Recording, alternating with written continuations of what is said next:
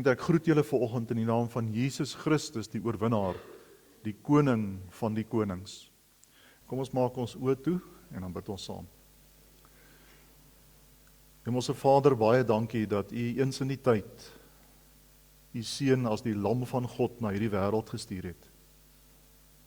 Here Jesus, dankie dat U gekom het om hier te sterf en op te staan en die dood te oorwin.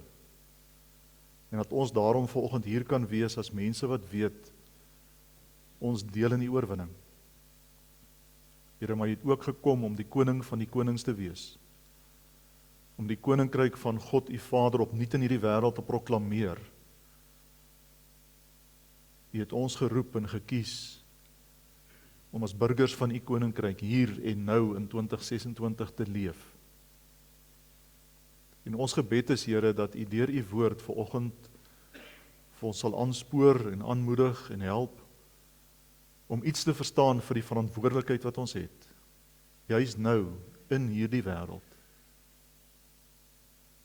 Kom, o Heilige Gees, en kom neem hierdie ou woorde van die woord en kom maak dit aan ons harte vas. En help ons, Here, dat ons dit sal hoor en sal gaan leef. Amen. Dankie.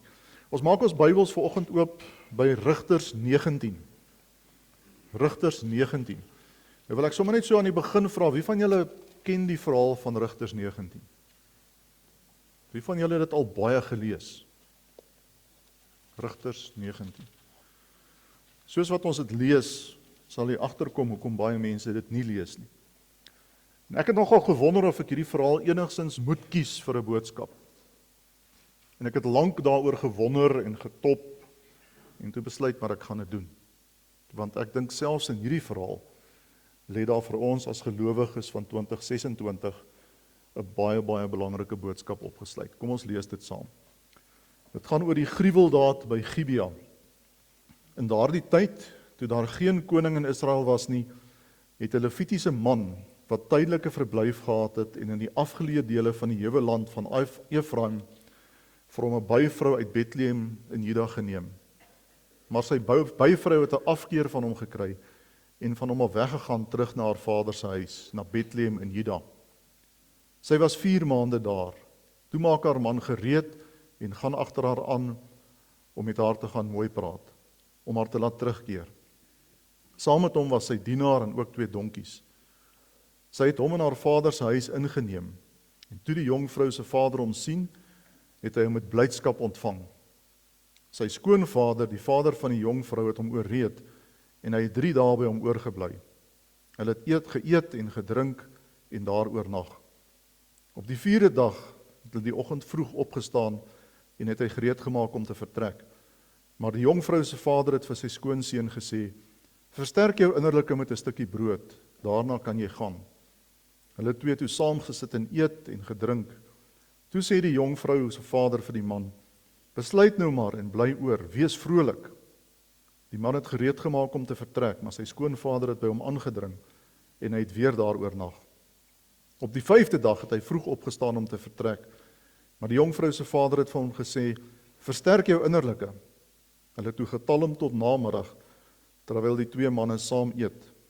Toe die man opstaan om te gaan, het hy en sy byvrou en sy dienaar en sy skoonvader, die vader van die jongvrou, vir hom gesê, kyk, die dag is verby, die son sak, bly tog maar oor.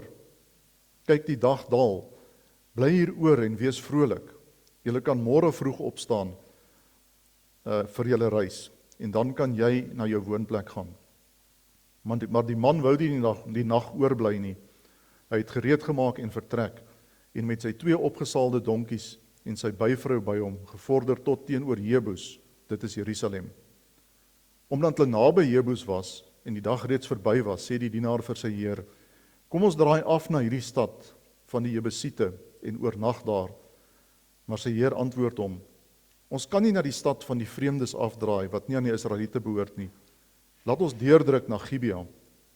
Hy sê toe vir sy dienaar, kom, laat ons by een van die plekke probeer uitkom. Laat ons oornag by Gibea of Rama. Hulle het toe daar verby gegaan en hulle reis voortgesit. Teen sononder was hulle dig by Gibea, wat aan Benjamin behoort. Daar het hulle afgedraai om in Gibea te gaan oornag. Die man het ingegaan en op die stadsplein gaan sit, maar niemand van hulle het hom in sy huis ontvang om te oornag nie. Net toe was daar 'n man wat teen die aand van sy werk van die landerye afgekom het. Die man was van die heuwelland van Efraim en hy het net tydelike verblyf gehad in Gibea. Die mense van die plek was mos Benjamiete. Toe hy opkyk en die man, die reisiger op die stadsplein sien, vra die ou man, waar gaan jy heen en waar kom jy vandaan? Hy sê toe vir hom, ons is van Bethlehem in Juda af op pad, na die afgeleë dele van die heuwelland van Efraim. Dis waar ek vandaan kom. Ek het na Bethlehem in Juda gegaan, nou is ek op pad huis toe, na die huis van die Here. Maar daar is niemand wat my in sy huis wil ontvang nie.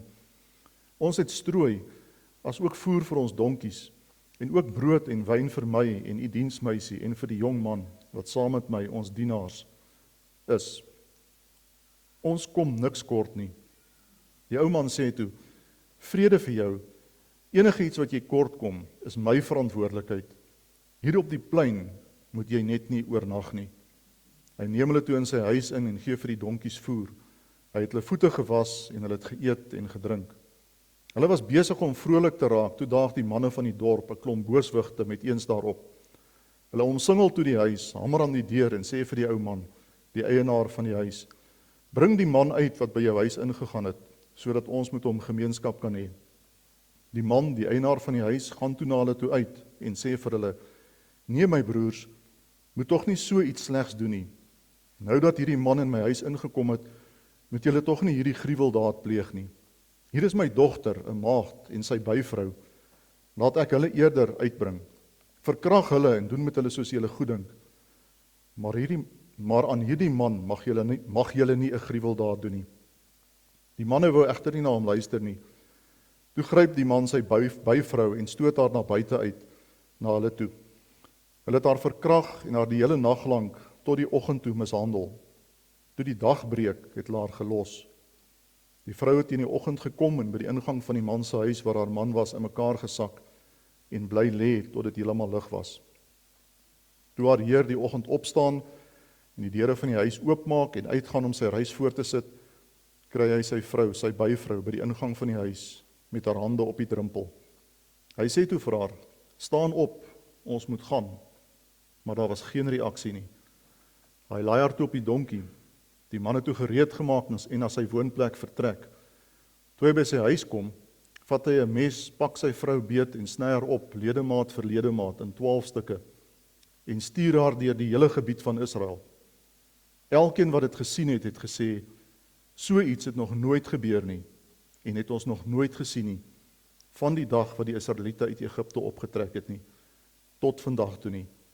Dink daaroor, maak 'n plan en praat. Ons lees tot sover. Verlede week was Stefan Joubert se tema, soek God se wil, doen God se wil. Die vraag wat 'n mens moet vra is, waarom is dit so belangrik? Waarom is dit so belangrik? Wel, die antwoord is eintlik heel eenvoudig. Omdat God die koning van die heelal is. God het hierdie wêreld nie net gemaak en laat staan nie, maar hy is steeds in beheer daarvan. Hy regeer dit. En as jy vanoggend vir my sou vra, maar hoe doen hy dit? Dan doen hy dit deur sy kinders. Deur die mense wat hom as God bely. Deur sy kinders wat leef volgens die lewensreëls wat hy vir hierdie wêreld gegee het. En waar dit gebeur, daar is voorspoed en vrede en geluk en lewe. Waar dit nie gebeur nie, heers daar wanorde en chaos en dood. Soos in die verhaal wat ons saam gelees het. En miskien ook in ons land en ons wêreld en in ons wêreld. Baie mense het al gevra, waarom is so 'n skokkende verhaal enigstens in die Bybel? Die Bybel is mos 'n boek van goeie nuus. Dis ook interessant dat daar bitter min oor hierdie hoofstuk geskryf word. As mens kommentare oor die rigters gaan lees, dan is dit asof die teoloë ook hierdie hoofstuk vermy, so half ignoreer. So asof die mensdom wil sê, tog net nie dit nie. Ons wil dit net nie hoor nie, dit kan nie wees nie. Dit kan nie in die Bybel wees nie. En miskien is dit vanoggend jou reaksie ook. Miskien is dit jou reaksie.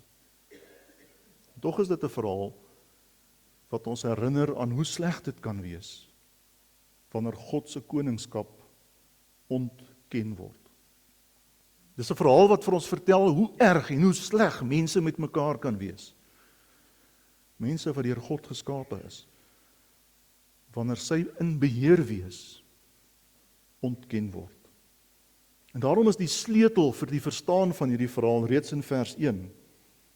Toe die volgende gebeurtenis plaasgevind het, was daar nog nie 'n koning in Israel nie. Die ironie is natuurlik dat die volk wel 'n koning gehad het. God was hulle koning. Maar hulle het dit nie erken nie. Hulle het hom nie erken as hulle koning nie. Hulle het sy koningskap ontken met rampspoedige gevolge. Iets daarvan lees mens wanneer God met Samuel praat in 1 Samuel 8 vers 7.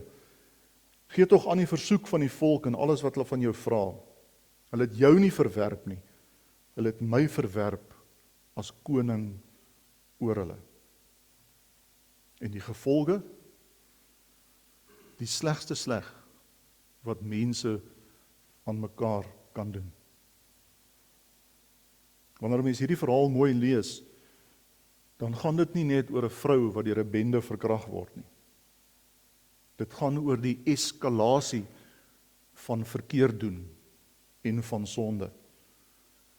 Dit begin by die ongehoorsaamheid aan eintlik oënskynlik onskuldige reëls wat die Here vir sy volk gegee het. Ons het mos in vers 2 gelees, die Lewietse byvrou het 'n afkeer in hom gekry en sy teruggetrek na haar pa toe. Nie 'n groot probleem nie waar nie. Ook nie in ons wêreld nie. Wat daar gebeur het, weet ons nie. Wat in die huis en in die huwelik fout geloop het, verstaan ons nie. Wat ons wel weet, is dat dit erg genoeg was, dat sy op 'n punt gekom het waar sy gesê het, genoeg is genoeg. Nou vat ek my goed en ek loop. En daarmee is die 7de gebod by die venster uit. Dit neem hierdie Lewiet 4 maande om agter sy vrou aan te gaan, om haar te gaan ompraat. En wanneer hy in Bethlehem kom, by sy skoonpa se huis, dan word hy met oop arms ontvang. En daar word fees gevier, en daar's blydskap. En hulle eet en hulle drink vir 3 dae, en wanneer hy wil vertrek, dan sê sy skoonpa vir hom, byt bietjie vas. Kom ons vier nog 'n dag fees. En so hou dit aan, wees vrolik. En dan op dag 5, laatmiddag, vertrek hulle uiteindelik.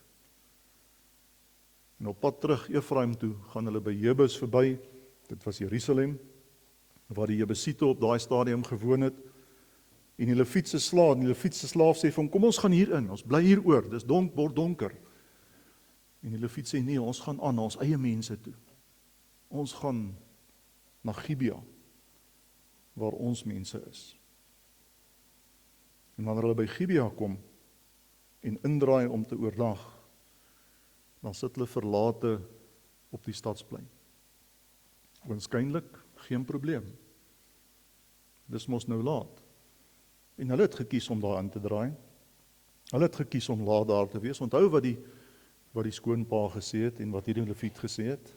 Ons moet gaan. Skoonpa het gesê, nee, wag. As hulle op Gibea kom, is dit laat. Hulle sit op die plein.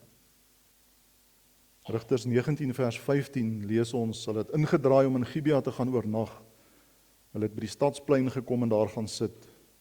Niemand het hulle genooi om in sy huis te oornag nie.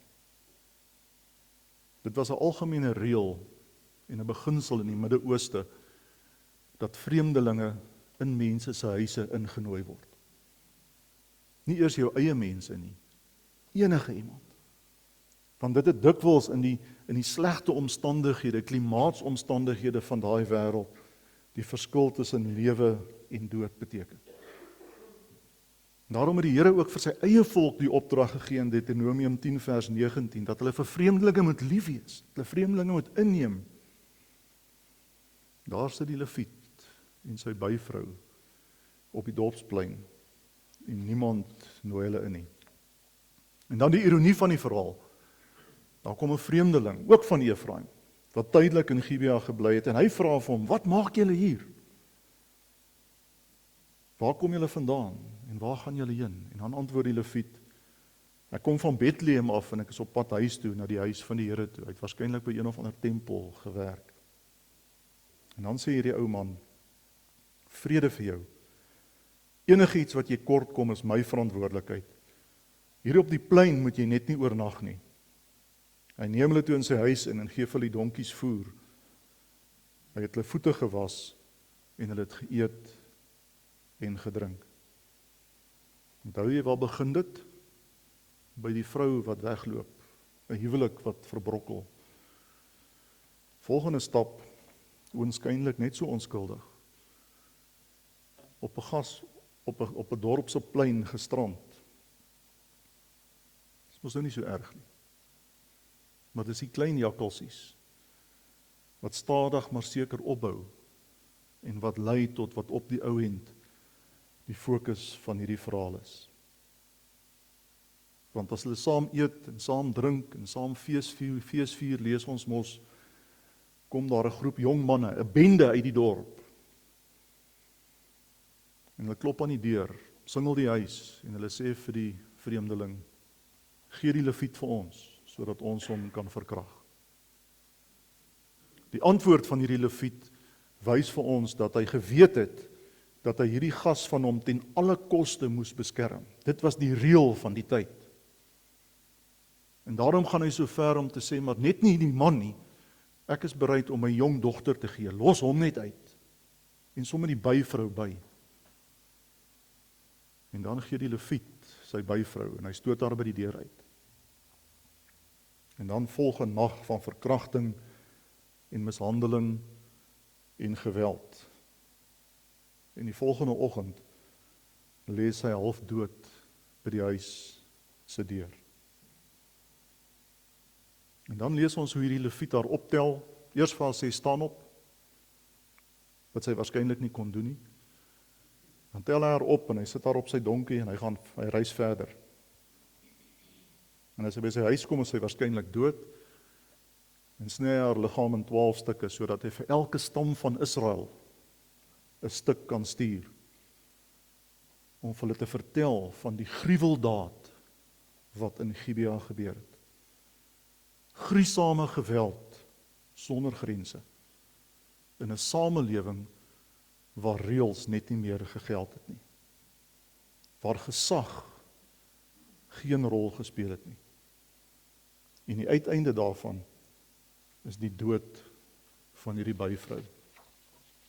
Dit eindig nie daar nie. Die afloop van die verhaal lees ons in die volgende hoofstuk, wanneer daar 'n gruwelike burgeroorlog uitbreek in Israel, en waar die ander stamme van Israel besluit, ons moet die Benjamiete straf vir dit wat hulle gedoen het. En duisende sterf, sodat net 600 man op die ou end van Benjamin oorbly. En dan sluit die skrywer van die Rigterboek die boek af, Rigters 21 vers 25, wanneer hy sê, in daardie tyd was daar nog nie 'n koning in Israel nie, en elkeen het gedoen wat reg is in sy eie oë.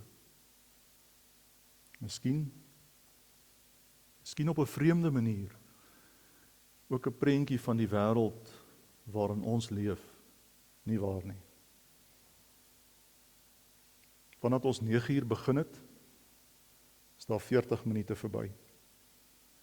Dit beteken dat daar in ons land in die afgelope 40 minute 2 mense vermoor is. 1 elke 19 minute. In ons land is daar in 3 maande 10.600 vroue verkrag. 1 elke 12 minute. 1 elke 12 minute. Hoe dink jy daaroor? Hoe reageer jy op hierdie verhaal en op hierdie statistiek? Wanneer die profeet Hosea later skryf, dan herinner hy die volk in Hosea 9 vers 9, hy sê, net soos in die tyd van Gibea is daar nie 'n einde aan hulle slegte dade nie. Die Here sal hulle sonde teen hulle hou. Hy gaan laat boet vir hulle oortredings. Hoofstuk 10 vers 9. Die sonde van Israel kom uit die tyd van Gibeon. Jy sit dalk vanoggend hier en jy vra vir jouself, maar wat het dit nou eintlik met my uit te waai? Dis mos nou nie deel van my leefwêreld. As ek so dink oor die wêreld waarin ek leef en beweeg, is nie daar nie. Wel, waar ek is wel, maar dalk nie waar jy is nie. En om hierdie vraag te antwoord, moet mens so een treukie teruggee. Want God het toe mos vir Israel konings gegee. Jy onthou mos vir Dawid en Salomo en Jerobeam en Rehabeam. Almal wat regeer het, maar selfs met die konings het dit nie veel gehelp nie. Dit het nie eintlik beter gegaan nie. Want selfs die konings het die koningskap van God ontken. Net soos wat dit vandag ook gebeur. En dan vind die groot hemelse besluit mos plaas. God besluit om die koning van die konings na hierdie wêreld te stuur. En jy ken sy naam. Jy ken sy naam. Hy is Jesus, die Christus. Jesus, die Christus. En as jy daarvoor twyfel, gaan lees Johannes 18 vers 36, waar Jesus in 'n debat is met Pilatus. En as Pilatus vir hom vra, is jy 'n koning? Dan antwoord Jesus, dit is soos u sê, ek is 'n koning. In 1 Timoteus 6 vers 14 tot 15 skryf Paulus aan Timoteus, voer jou opdragte stiptelik en onberispelik uit tot op die dag dat ons Here Jesus Christus kom. Sy verskyning sal op die bestemde tyd plaasvind. Daarvoor sorg God, die goeie en enigste heerser, die koning van die konings en die Here van die heersers. En dan die teks wat jy en ek moet onthou, Openbaring 19 vers 16. Op sy klere, by sy heupe, was daar 'n naam geskrywe, die koning van die konings en die Here van die heersers. Hoor jy mooi? Wat het hierdie alles met jou te doen? Wel, die Jesus, in wie jy en ek glo, wie jy en ek bely, is die koning van die konings. En wat het hy op aarde kom maak? Hy het God se koninkryk opnuut kom proklameer. En hy het die reëls vir hierdie koninkryk opnuut kom uitspel. Gaan lees maar Matteus 5 tot 7. Jy onthou mos wat in Matteus 22 staan, toe hulle hom probeer vasvra het en hy gesê het, jy moet God met jou hart en siel en verstand lief hê en jou naaste soos jouself. Dis die reëls vir God se koninkryk. Dis hoe die burgers van God se koninkryk leef. Dis die riglyne waarvoor jy en ek wat sê dat ons in Jesus Christus glo en wat bely dat hy ons koning is. Dis waar volgens jy en ek moet leef. Vriende, en as dit nie gebeur nie, dan gebeur Rigters 19. 'n bekende teoloog skryf, die verhaal illustreer vir ons dat wanneer God nie as God gedien word nie, wanneer sy voorskrifte in terme van sy geopenbaarde wil nie nagekom word nie, dat die lewe uiteindelik uitmekaar val. Ek hoef nie vanoggend vir jou te sê hoe dit in hierdie wêreld en in ons land lyk nie. Paulus het al vroeg daarteen gewaarsku, Galasiërs 5 vers 14 tot 17.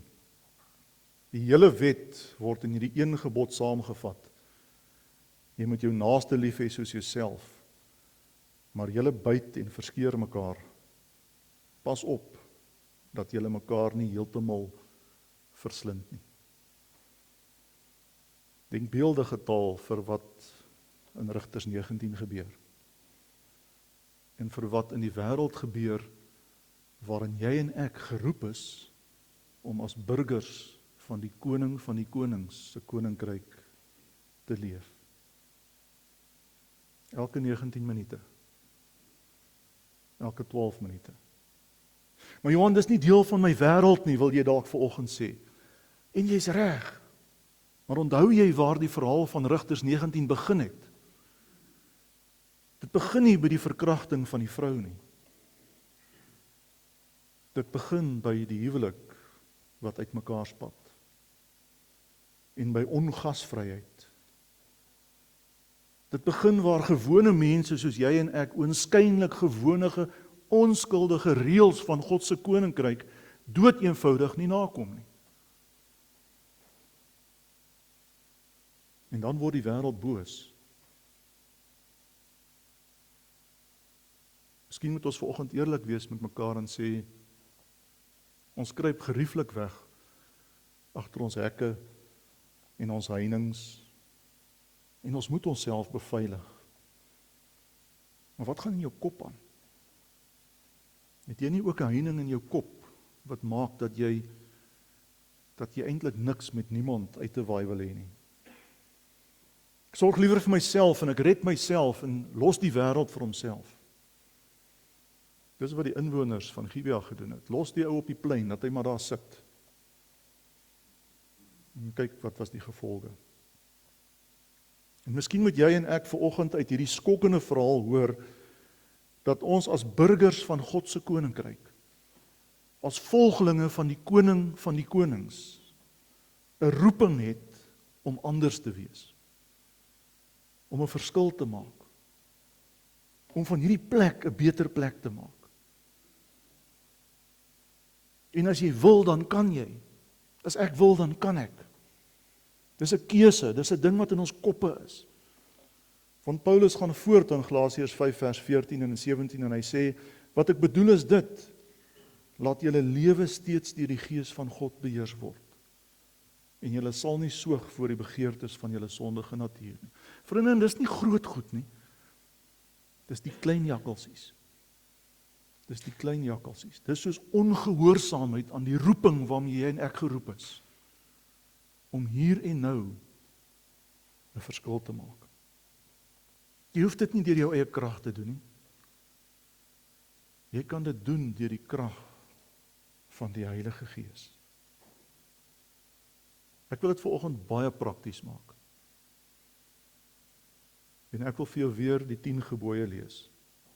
So 'n bietjie verwerk. Die reëls wat die Here vir sy volk gegee het by Sinaï en gesê het, hier is die bloudruk. Hier is die bloudruk. As julle hier volgens leef, sal dit met julle goed gaan. Iemand het dit mooi verwerk en gesê, wanneer ons die 10 gebooie lees, as volgelinge van die koning van die konings, dan word dit 10 beloftes aan ons. Kyk saam met my daarna. Die eerste gebod, ek beloof jou dat, as ek die eerste plek in jou lewe inneem, jy geen ander gode sal wil dien nie. Ek sal die eerste en ereplek in jou lewe hê. Jy moet 'n bietjie daaroor gaan dink. Wie is die belangrikste in jou lewe? Tweede gebod, as ek in jou hart is, beloof ek dat jy geen gesneede beelde van my sal maak nie. Dit sal nie nodig wees nie, want jy self sal my beeld dra. As jy vanoggend rondom jou kyk, dan sit God se beelddraers rondom jou. As jy vanoggend huis toe ry, dan sien jy hulle oral in die strate. God se mense. As jy my liefhet, sê Jesus, beloof ek jou dat jy my naam nooit as 'n vloekwoord oor jou lippe sal kan wees, sal kan neem nie, maar steeds in alle omstandighede deur jou in ere gehou sal word. Vierde gebod, as ek die ereplek in jou lewe het, beloof ek jou dat die Sondag die hoogtepunt van die week sal wees. Dit sal vir jou 'n vreugde wees om kerk toe te gaan. Vyfde gebod, as ek in jou lewe is, beloof ek vir jou dat dit vir jou 'n voorreg sal wees om jou ouers te eer en lief te hê. Dit sal nie vir jou moeilik wees nie, want agter hulle sal jy my sien wat hulle vir jou uitgekies het. Respekteer jy nog gesag? Respekteer jy gesag? Maak nie saak van wie dit kom nie. 6de gebod. Ek beloof jou dat jy nooit iemand sal wil seermaak nie, wat nog te sê doodmaak. As jy wil weet hoe dit in ons wêreld gaan, en jy is op Facebook, kyk wat skryf mense vanoggend oor Rassie Erasmus in die Springbokspan, en die skeieregter, en die All Blacks. Dis die wêreld waarin ons is, waarin ons anders moet wees. Ek beloof jou dat, as jy my liefhet, dit nie moeilik sal wees om in jou lewensmaat getrou te wees nie. Gee my 'n plek in julle huwelik, en ek sal julle liefde vir mekaar en julle geluk in my hande hou, bewaar en vashou. 8ste gebod, as ek op die troon van jou hart sit, beloof ek dat jy nie daarop ingestel sal wees om iets van 'n ander te neem nie. Jy sal daagliks vra, aan wie en waar kan ek iets gee, maar neem nooit nie. 9de gebod, as ek in jou lewe is, sal dit nie meer vir jou lekker wees om van 'n ander kwaad te praat nie. Ek beloof jou dat ek deur my gees van jou 'n loyale mens sal maak, wat van ander geen woord sal sê, as dit nie iets goeds kan wees nie. En die 10de gebod, ek beloof dat ek deur my gees jou so sal vul met dankbaarheid, dat jy niks meer sal begeer nie.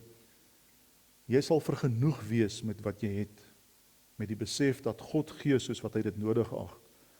En as hy gee, gee hy altyd genoeg, sodat niks jou ontbreek nie. Dis die bloudruk. Dis die reëls wat die maker van hierdie plek vir hierdie plek opgestel het. Dis waar volgens jy en ek moet leef. Miskien moet ons ophou bekommerd wees of ander daarvolgens leef, want dis mos ons gunsteling verskoning. Kyk net, wat doen hulle? Miskien moet ons eerder vra, wat doen ek? Wat doen ek? Neem ek hierdie lewensreëls ernstig? Streef ek daarna om dit uit te leef en dit sigbaar te maak in die lewe van elke dag? Hoekom? Omdat ek 'n burger van die koninkryk is, van die koning van die konings. Omdat ek 'n roeping het om die geloof wat ek bely elke dag in hierdie wêreld sigbaar te maak. 2,4 biljoen mense in hierdie wêreld bely dat hulle Christene is. Dis 'n derde van die wêreld se bevolking. Suid-Afrika is die syfers nog beter. 52,8 miljoen, 83% van hierdie land se bevolking bely dat hulle Christene is. 19 minute, 12 minute. Verstaan jy dat die somme nie klop nie? Dat die somme nie klop nie. En dis maklik om te sê, dis nie my wêreld nie. Dis maklik om te sê, dit het niks met my uit te waai nie. Maar hier is die verrassing. Dit het alles met jou uit te waai. En dit het alles met my uit te waai. Want ons wat weet, het die roeping om anders te gaan leef. Miskien vriende, miskien moet gelowiges, Christene, 'n slag hulle monde begin oopmaak. Miskien is dit tyd dat ons rug 'n slag styf maak, standpunt inneem, vaskop, om te leef volgens die reëls van die koninkryk van die koning. Miskien sal hierdie wêreld dan 'n beter plek word, omdat ons anders leef en anders praat en anders doen. Ek sluit af. In daardie tyd, skryf die skrywer van die boek Rigters, was daar nog nie 'n koning in Israel nie. En elkeen het gedoen wat reg is in sy eie oë. In 2026 is daar 'n koning in Suid-Afrika. Jesus Christus, die Here. jou verlosser en my verlosser. Miskien is hierdie verhaal se boodskap dat dit ons uitdaag om ons roeping ernstig te neem, sodat so iets nie in ons land gebeur nie. Miskien is dit hoe jy en ek moet antwoord op die gruweldaad van Rigters 19. Begin leef, voluit leef, vir die koning van die konings. Amen. Daar is geleentheid vir stil gebed. Ek wil vir jou vra dat jy, terwyl jy net so sit, vir die Here sal vra om vir jou te wys waar jy 'n verskil kan maak, omdat jy 'n volgeling van hom is, omdat jy 'n onderdaan van die koning van die konings is, in die wêreld waar jy elke dag is. 'n Paar oomblikke van stil gebed.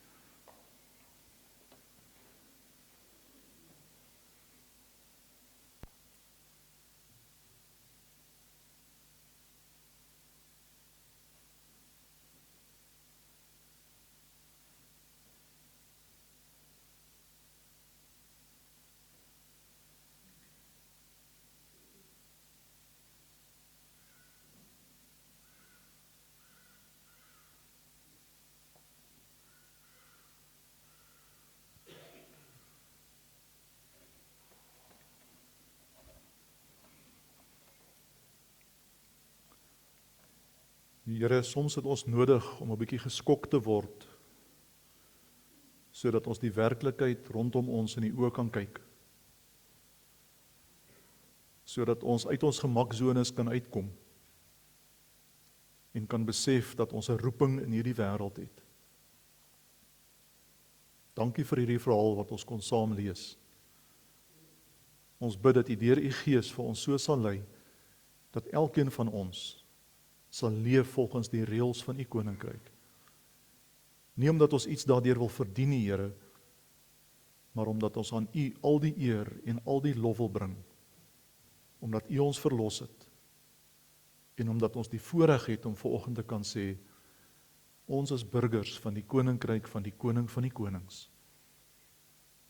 Mag dit ons inspireer om hier weg te gaan, en te gaan leef volgens die reëls van U koninkryk.